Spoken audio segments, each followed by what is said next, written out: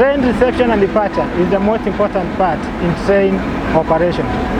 Did you know that a train has to be departed by a station attendant before it leaves the station? Did you? My name is Nicolas Kirui, station attendant from Nairobi Terminus, and I'm going to show you how. As a train reception and departure personnel, you must have two flags. One, green flag for departing the train, and two, red flag in case of an emergency you stop the train. I'm going to show you how we are going to depart passenger train E2, this one, to Mombasa Terminus.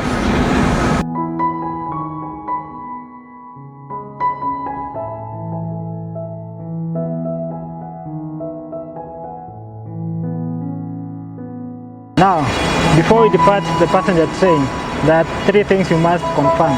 One is to receive the confirmation signal from the operation staff, passenger operation staff, and number two is to confirm the signal.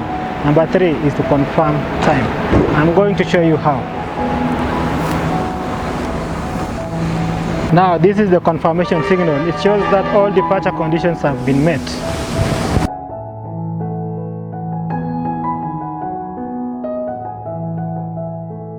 And then you confirm signal.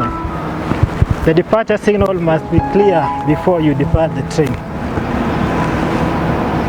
Departure signal on track number 1 is okay.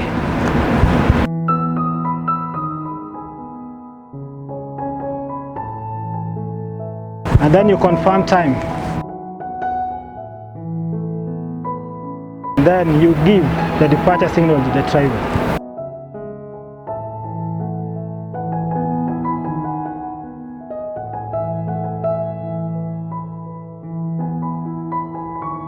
And that is how the train is departed.